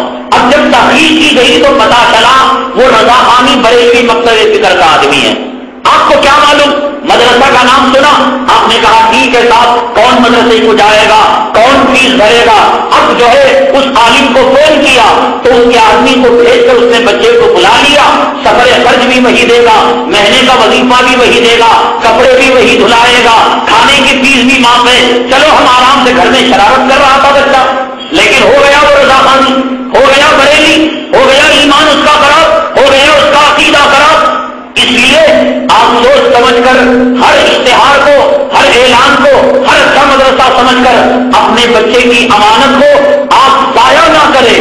اسی طرح شہر کے اندر آج قادریہ مسجد کا جو جھگڑا چل رہا ہے، اختلاف چل رہا ہے، یہ اختلاف کے سلسلے میں امت کا ایک بہت بڑا طبقہ اپنے وقت کو ضائع کر رہا ہے، اپنے کاروبار کے اوقات کو ضائع کر رہا ہے۔ اس نے صحیح اور غلط کی پہچان نہیں کی، کھڑے اور کھوٹے کی پہچان نہیں کی۔ بنگلور کے اندر ایک بہت بڑا مدرسہ ہے سبیل الرشاد جس کا نام ہے، کیا آپ سمجھتے ہیں یہ دیوبندی مکتب فکر کا ہے؟ اللہ کی قسم یہ دیوبندی مکتب فکر کا نہیں۔ یہ ہے بات کہ بنگلور اور کرناٹک کے کسی عالم کو اس کا پوسٹ مارٹم کرنے کی ہمت نہیں ہے۔ فاتحہ دلاتا ہے وہ مخلوط خطبہ، یعنی عربی خطبے کے درمیان اردو تقریر جو کی جاتی ہے، مقروء تحریری، جس کو علماء دیوبند نہیں مانتے وہ اس کو مانتا ہے۔ نماز جنازہ کے بعد دعا کو مانتا ہے۔ سلام اگر کسی مسجد میں ہو وہ کہتا ہے کہ ختم نہ کرو، اگر نہ ہے وہ کہتا ہے کہ شروع نہ کرو۔ عجیب اس کا مسلک ہے، عجیب اس کا طریقہ ہے۔ لوگ دھوکے میں آتے ہیں۔ سبیل الرشاد کی جماعت ہمارے یہاں آ گئی، بریلوی جماعت میں سبیل الرشاد میں یہی فرق ہے کہ بریلوی جماعت تبلیغی جماعت کو نہیں مانتی اور سبیل الرشاد تبلیغی جماعت کو ماننے کے ساتھ اتنے کام تمام کرتی ہے۔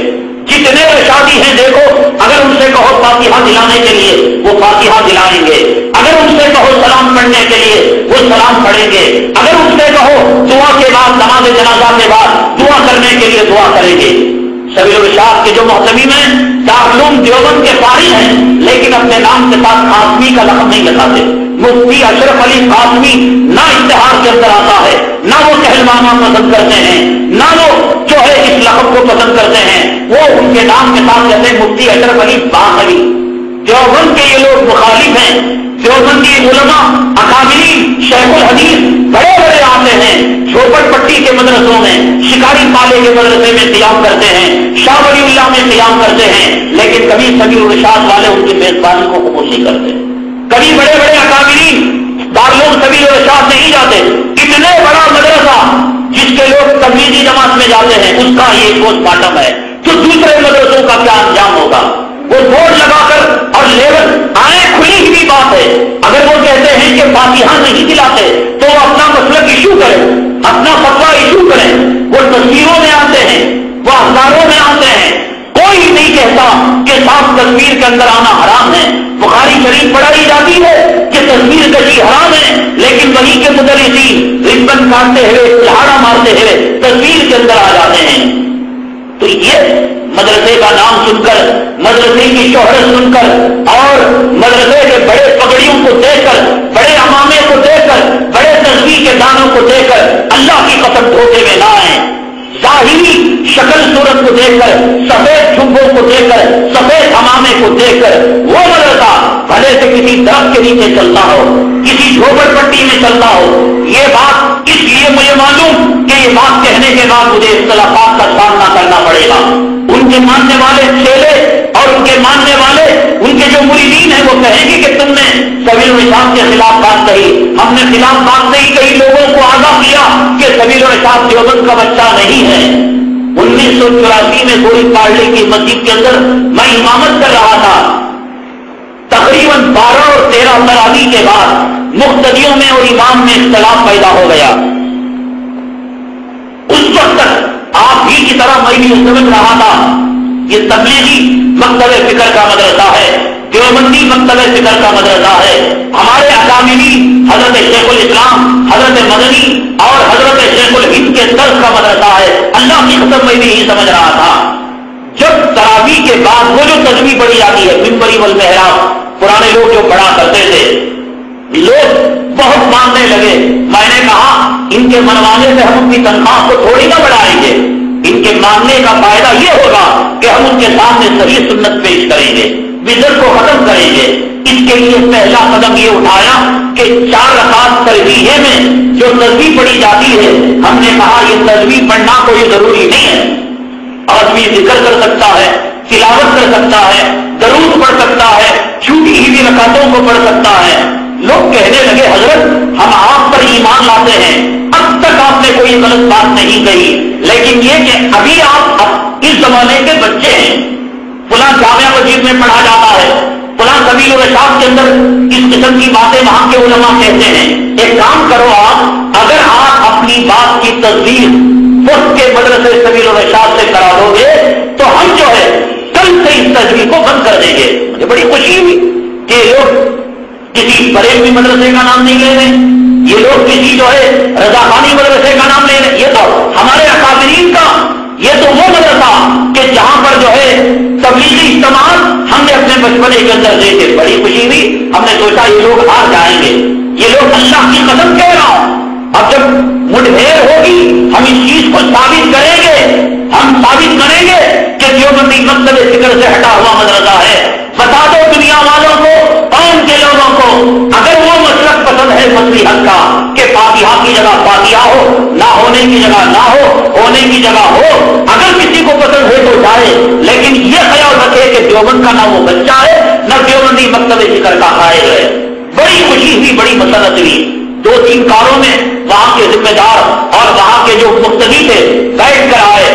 اس وقت جب گئے حضرت مولانا ابو سعود صاحب رحمۃ اللہ علیہ حیات تھے لیکن سفر میں گئے ہوئے تھے، ان کے جو نائب اور اسسٹنٹ تھے حضرت مولانا نیر ربانی رحمۃ اللہ علیہ وہ حیات تھے اس وقت، تو گئے، کہا کہ بابا کیسے آنا ہوا؟ تو ہم نے کہا کہ حضرت یہ بات ہے کہ یہ لوگ یہ کہہ رہے ہیں کہ اگر میں نے جو بات کہی وہ صحیح ہے، کل سے وہ اس تصویر کو ختم کر دیں گے، اگر میں نے جو بات کہی غلط ہے تو مجھے مسجد سے نکال دیں گے۔ تو ہم یہ پوچھنے آئے ہیں، میں لکھ کر لایا ہوں کتابوں کا حوالہ، یہ تصویر ادروع شریعت خلاف سنت ہے اور شرعی مزاج کے خلاف ہے، صحیح عمل کچھ اور ہے۔ آپ یہ بتا دیں میں نے کہا جو صحیح ہے یا غلط ہے، ہاں یا نہ میں کہتے ہیں۔ مولانا نیر ربانی رحمۃ اللہ علیہ انتقال کر گئے، اللہ کو جواب دیتے ہوں گے۔ انہوں نے کہا اس وقت بڑے حضرت تو نہیں، اللہ کی قسم اگر بڑے حضرت ہوتے یہی فیصلہ کرتے، اس لیے کہ بڑے حضرت کے پاس ایسے کئی فیصلے آئے اور حضرت بڑے حضرت کے پاس ایسے کئی فیصلے آئے اور حضرت نے یہی فیصلہ کیا۔ کہا کہ کیا ہے؟ تو کہنے لگے حضرت کا سوچنے کا طریقہ یہ ہے، قوم میں فتنہ نہیں ہونا چاہیے، قوم میں اختلاف نہیں ہونا چاہیے، قوم میں گڑبڑ نہیں ہونا چاہیے، جہاں پہلے سے یہ تجویز ہو اس تجویز کو جاری رکھا جائے، اگر پہلے سے تجویز نہ ہو اس تجویز کو شروع نہ کیا جائے، پہلے سے فاتحہ ہو ختم نہ کیا جائے، اگر نہ ہو شروع نہ کیا جائے، پہلے سے سلام ہو ختم نہ کیا جائے، نہ ہو شروع نہ کیا جائے۔ حضرت بھائی نے کہا ہم یہ نہیں پوچھ رہے آپ سے کہ اس کو ختم کیا جائے یا شروع کیا جائے، ہم یہ پوچھ رہے یہ جو دلائل ہیں صحیح ہیں یا غلط ہیں؟ مولوی کا کہنا، امام کا قوم کو مسئلہ بتانا یہ صحیح تھا غلط؟ بابا تم اپنے دلائل کو جیب میں رکھو، آج قوم فتنے میں پڑ رہی ہے، جاؤ اللہ کی قسم انہوں نے کہا تسبیح کو جاری رکھو۔ میرے گوئی پارٹے کو پہنچنے سے پہلے کمیٹی کے لوگ مختلف لوگ پہنچ گئے، مٹھائیاں تقسیم کرنے لگے، کہنے لگے کہ اندر شاہ ہار گیا، الحمدللہ ہماری جیت ہو گئی۔ یہ مکتب فکر ہے سبیل الرشاد کا۔ کسی مدرسے کے بارے میں، کسی امیر شریعت کے بارے میں اور کسی مکتب فکر پگڑی کے بارے میں کھوٹے میں نہ آئیں، بلکہ اپنے مقامی علماء سے اور مقامی آپ سوچیں دن کے اجالے میں منبر رسول پر کیسٹ بن رہی ہے، سیڑھیاں بنے گی، انٹرنیٹ پر بیان آئے گا، جب آدمی اتنا بنداس کہہ رہا ہے کچھ تو حقیقت ہوگی، کچھ تو سچائی ہوگی، اور یہ ایسی سچائی ہے کہ جس سچائی کا انکار نہیں کیا جا سکتا۔ وہ تبلیغ میں بچوں کو بھیج رہے ہیں، دھوکے میں نہ آئیں، امامے ڈال رہے ہیں، دھوکے میں نہ آئیں۔ دیوبندی مکتب فکر کو اور رشادی مکتب فکر کو کوئی لینا دینا نہیں، کوئی جو ہے ان کا ان سے کوئی سبند نہیں۔ وہ گیا زمانہ جب دارالعلوم کا سبیل الرشاد بچہ ہوا کرتا تھا، وہ مکتب فکر کو مانا کرتا تھا، وہاں کے بزرگ آیا کرتے تھے۔ اس لیے آپ کے بچے آپ کی امانت ہیں، اور اس امانت کو ضائع نہ کریں۔ یہ امانت اگر ضائع ہو جائے گی، کسی مدرسے کے بارے میں مغالطے میں آ کر اپنے بچے کو داخل کر دیا اور اس کا عقیدہ اور اس کا ایمان اگر خراب ہو گیا، تاخیراتوں کے سلسلوں میں آپ جا کر فتوا لیں، سبیل الرشاد سے فتوا لیں، عیدوں کے بعد مصافحے کے بارے میں فتوا لیں، وہ کیا دیتا ہے؟ ایک تو تقریر جمعہ میں ہوتی ہے اردو سے، اور ایک ہوتا ہے عربی خطبہ، پھر تقریر اور پھر خطبہ ممبر پر آپ فتوا لیں، وہ کہیں گے ممبری پر آپ فتوا لیں نماز جنازہ کے بعد دعا ہے یا نہیں۔ پہلی مرتبہ شہر بنگلور میں پہلی مرتبہ پنچن محلے میں تھا تو سب سے پہلی مرتبہ ہم نے یہ رسم نکالی اور اس سنت کو زندہ کیا۔ ہمارے عزیز سے ان کے والدہ کا انتقال ہو گیا تو ہم نے کہا مسجد کی چادر کو استعمال نہ کرے، پھول کو استعمال نہ کرے، مسجد کے اندر نماز جنازہ نہ پڑھی جائے، مسجد میں نماز جنازہ پڑھنا مکروہ تحریمی ہے، مسجد میں جنازہ رکھنا مکروہ تحریمی ہے۔ ہمارے کہنے پر انہوں نے عمل کیا، سڑک پر جنازے کو رکھا، سفید چادر اڑائی، پھول کو نہیں ڈالا، نماز کے بعد دعا نہیں رکھی۔ تو اب ایک چیز قوم کے لیے اچنبا تھی، یا اللہ اتنے دنوں سے مسجد میں نماز پڑھ رہے تھے، یا اللہ مسجد کا جو اوپر کا لحاظ ہوتا تھا آیت الکرسی کا استعمال کرتے تھے، دھوپ دھڑاکے کے ساتھ پھول ڈال کر جنازہ نکالتے تھے، مسجد میں پڑھتے تھے، مسجد کے باہر ہو رہا ہے، نماز کے بعد دعا بھی نہیں ہے۔ کسی نے یہ لفظ بھی وہ صاحب کو کہہ دیا، کیا جی تمہاری اماں بھیڑتی ہے کیا کہ مسجد کے اندر تم نہیں لے کر آئے؟ انہوں نے برداشت کیا۔ اس کے بعد جب سبیل الرشاد کو لوگ گئے تو وہاں یہ کہا نہیں کوئی ضروری نہیں ہے، دعا کر سکتے ہیں۔ یہ کہا انہوں نے، یہ فیصلہ دیا، جبکہ ہمارے بزرگوں کا اور علماء دیوبند کا فتویٰ یہ ہے نماز جنازہ خود دعا ہے، اس کے بعد دعا کی ضرورت نہیں، اس کے بعد دعا کرنا بدعت ہے، اس کے اندر خود دعا ہے اللہم اغفر لحینا ومیتنا وشاہدنا وغائبنا وصغیرنا وکبیرنا۔ جب نبی نے دعا دی تو نبی کی دعا پر دعا کرنا، گویا نبی کو یہ کہنا اے نبی تم نے جو دعا سکھائی وہ کافی نہیں، ہم جو پڑھتے ہیں دیکھو وہ اللہ قبول کرے گا۔ اس لیے نماز جنازہ کے بعد سلام کے بعد دعا نہیں۔ الحمدللہ ہماری مسجد کے اندر اس سنت پر عمل کیا جا رہا ہے، مسجد کے باہر نماز جنازہ ہوتی ہے، سلام کے بعد جو ہے دعا نہیں پڑھی جاتی، اس لیے کہ آپ دیکھیں مکے میں مدینے میں سلام پھیر دیا جاتا ہے، لاکھوں لوگ چلے جاتے ہیں، نہ کوئی فاتحہ ہے اور نہ کوئی دعا پڑھی جاتی ہے۔ تو یہ صحیح طریقہ ہے، لیکن لوگ نہیں مانتے، لوگ اس کو قبول نہیں کرتے، اور مدارس عربیہ کے بارے میں غلط فہمی کا شکار ہے۔ اولاد آپ کی امانت ہے، اگر آپ نے ضائع کر دیا، خامخواہ کا قادریہ کے جھگڑے میں ہمارے ہزاروں مسلمانوں نے لاکھوں کے کاروبار کو بیکار کیا۔ قادریہ کے امام صاحب فاتحہ کو مانتے ہیں، قادریہ کے امام صاحب دیوبندی علماء کو تسلیم نہیں کرتے۔ دیوبندی فتویٰ آیا تاخراتوں کا، اور ہمارے علماء دیوبندی احناف فرض نمازوں کے بعد جہری دعا کو نہیں مانتے، کہتے ہیں کہ سری دعا ہے، لیکن وہ کہتے ہیں کہ جہری دعا۔ کتنی چیزوں کا فرق نہیں کہوں۔ ہمارے علماء عیدین کے بعد مصافحے کو نہیں مانتے، یہ کہتے ہیں کہ مصافحہ کرنا چاہیے۔ عیدین کے بعد معانقے کو نہیں مانتے، یہ کہتے ہیں معانقہ کرنا چاہیے۔ ہمارے علماء تاخراتوں کو نہیں مانتے، یہ کہتے ہیں کہ کرنا چاہیے۔ ہمارے علماء مخلوط خطبے کو نہیں مانتے، یہ کہتے ہیں کہ مخلوط خطبہ ہونا چاہیے۔ کتنی چیزیں میں آپ کے سامنے خامخواہ ہمارے جو دیوبندی مکتب صدر کے نوجوان ہیں بھولے بھالے بیچارے اپنے وقت کو ضائع کر کے چلے گئے۔ قادریہ کے امام میں اور نانو کی پارٹی میں بظاہر کوئی فرق نہیں ہے، صرف جماعت کا جھنڈے کا فرق ہے۔ وہ رضاخانی لیول کے ساتھ جو کام کرتے ہیں، یہ رشادی لیول کے ساتھ وہی کام سب کرتے ہیں۔ فاتحہ وہ بھی دلاتے ہیں، فاتحہ یہ بھی دلاتے ہیں، سلام وہ بھی پڑھتے ہیں، سلام یہ بھی پڑھتے ہیں، مخلوط خطبہ وہ بھی دیتے ہیں، مخلوط خطبہ یہ بھی دیتے ہیں، نماز جنازہ کے بعد دعا وہ بھی کرتے ہیں، نماز جنازہ کے بعد دعا یہ بھی کرتے ہیں۔ صرف پارٹی کا فرق ہے، وہ رضاخانی پارٹی ہے، یہ فلاں پارٹی ہے۔ جھنڈے کے فرق کے ساتھ کام دونوں کے ایک ہیں۔ جیسے کہ ہندوستان کے اندر ایک مشہور پارٹی ہے، لیکن بدنام پارٹی بی جے پی ہے، بھاجپا، کہ وہ مسلمانوں کی دشمن ہے، لیکن ایک اور پارٹی ہے جسے مسلمان چاہتی ہے، لیکن کام بھاجپا کے کر رہی ہے، نام بدل کر ہاتھ بتا کر رہی ہے۔ ایسے ہی مدرسے اور کتنی جماعتیں، میں اللہ کی قسم کسی مدرسے کی برائی بیان کرنا مقصد نہیں، مقصد یہ ہے آپ اپنی زندگی، اپنے بچوں کی زندگیوں کو بچا لیں۔ یہ کسی بادشاہ کے لال کی ضرورت نہیں کہ دن کے اجالے میں سمندر کی مچھلی مگرمچھ سے دیر لے۔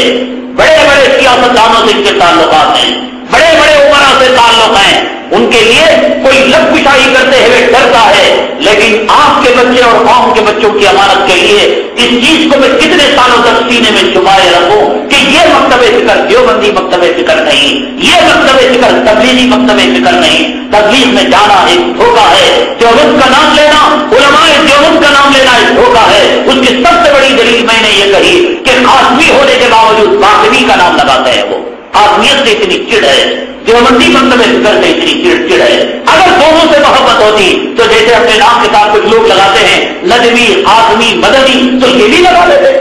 نہیں چاہیے، وہ مانتے ہی نہیں۔ اس لیے کسی مدرسے کی قدامت، کسی مدرسے کی عمارت، کسی مدرسے کے ملا کی پگڑی، اس کے جھمکے، اس کے نظمی کے دانے، اس کی تقریر کی روانی کو دیکھ کر اپنی اولاد کے مستقبل کو برباد نہ کرے۔ قوم کے بچوں مستقبل کی ایک امانت ہے، اگر ایسے اداروں میں چلے جائیں گے ان کے عقیدے ڈاواں ڈول ہو جائیں گے۔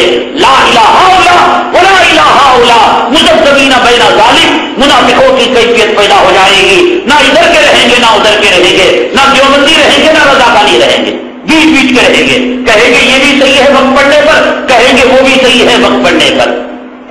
اس لیے میں نے ایک اہم ترین بات، ذمہ داری کی بات آپ تک پہنچائی ہے، آپ اپنے بھائیوں تک، قوم کے لوگوں تک یہ بات پہنچائے۔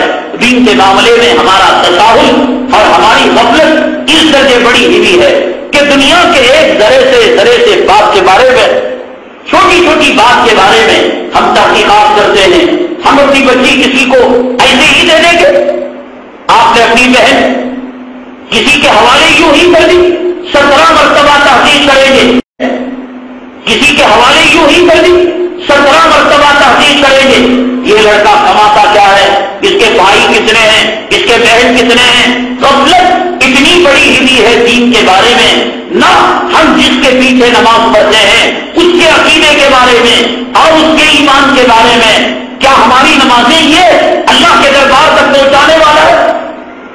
ارے بھائی، آپ اگر ہائی وے میں جاتے ہیں، جو ہوٹل ملی منہ مار دیتے ہیں، آپ ہوٹل دیکھتے ہیں، چائے کہاں اچھی ملے گی، بریانی کہاں اچھی ملے گی، کہاں آپ کو ویجیٹیرین اچھا ملے گا۔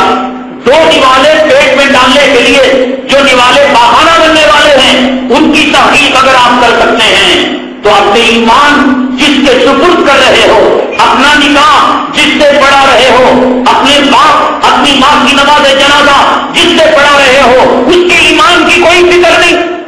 جہاں منہ مارا جمعہ میں چلے گئے، جہاں منہ مارا تراویح پڑھنے لگے، جہاں منہ مارا تازے امام کے کھڑے ہو گئے، کوئی اہمیت نہیں.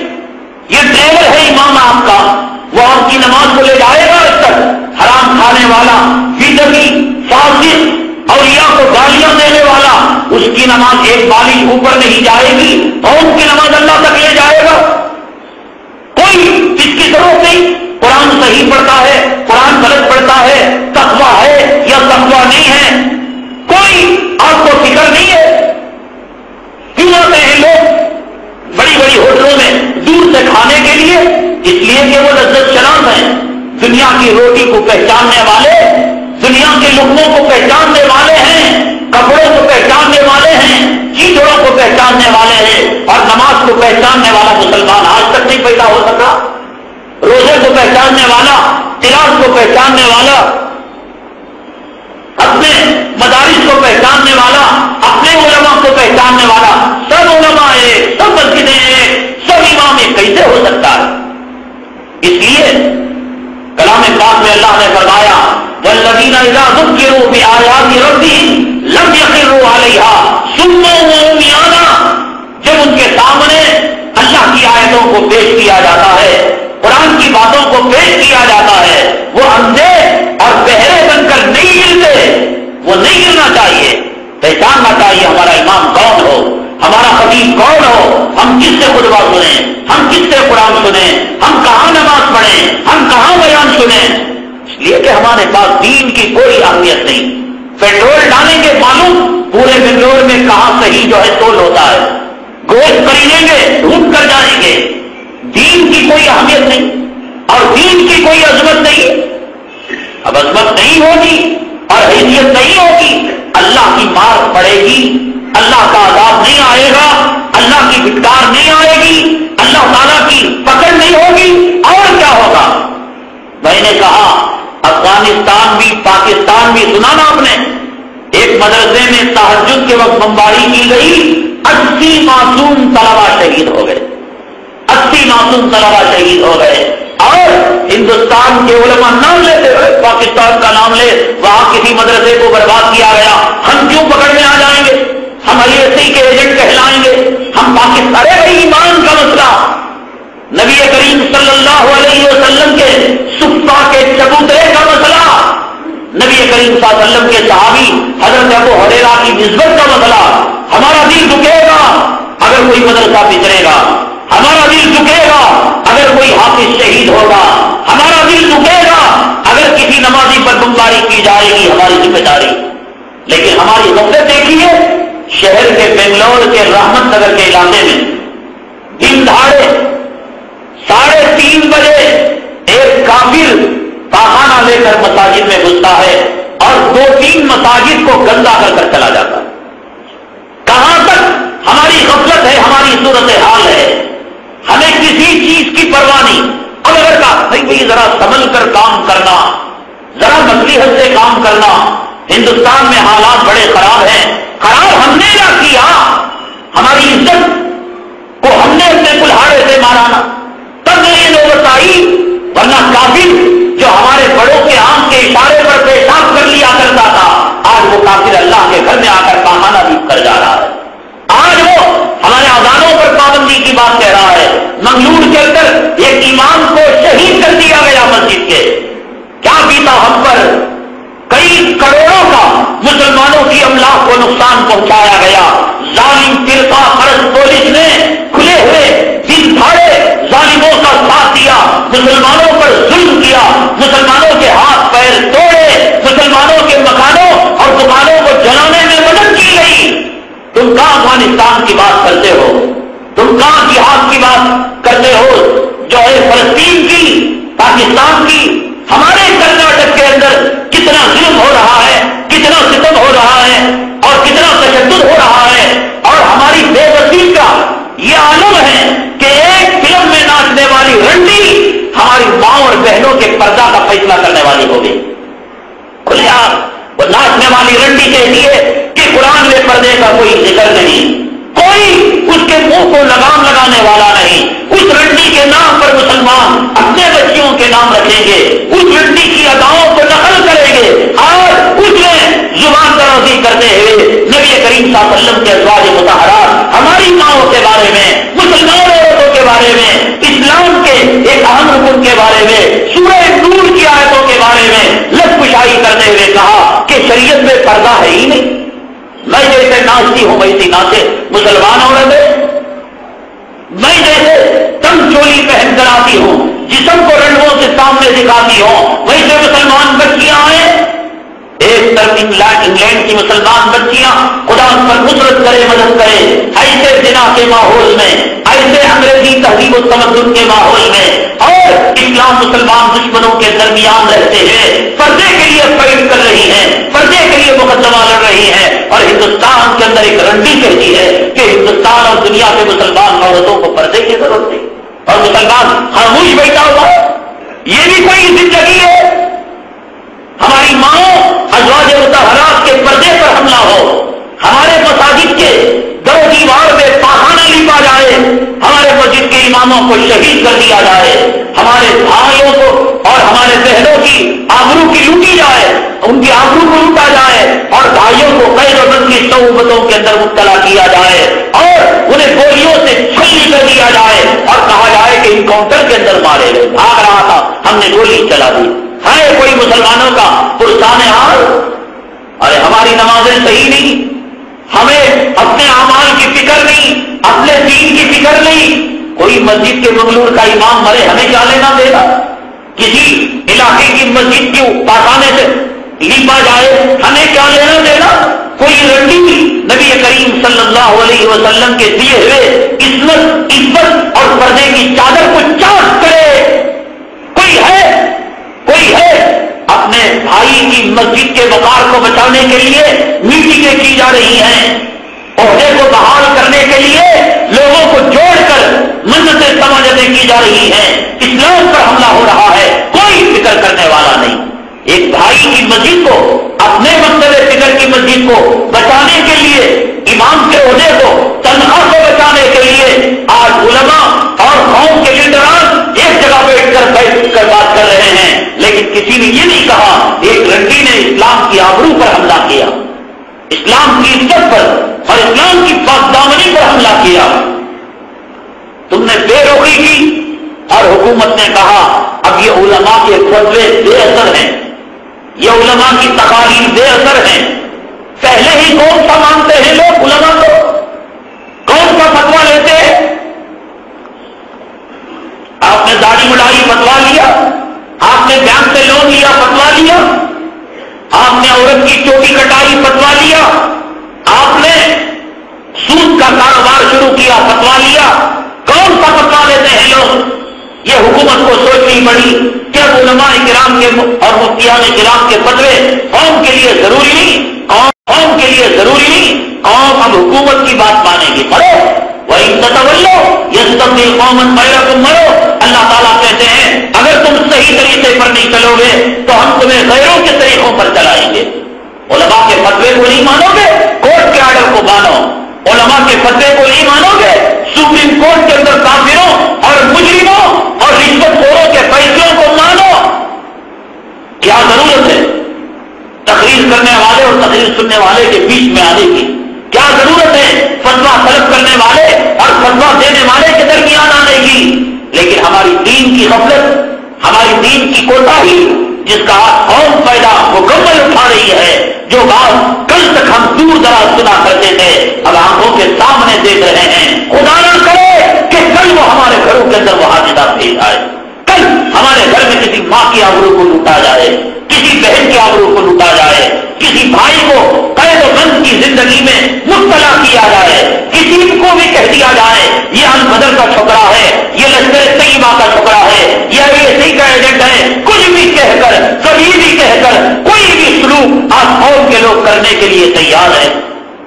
ہمارا ایمان اگر مضبوط ہوگا, ہم نے رمضان کے وقار کو اگر باقی رکھا ہوتا, ہم نے قرآن کی عزت کو باقی رکھا ہوتا, ہم نے اللہ کے گھر کو آباد کیا ہوتا, اللہ کی قسم غیروں کے تانے آپ سننے کو نہ ملتے, غیروں کی باتیں ہمیں سننے کو نہ ملتی.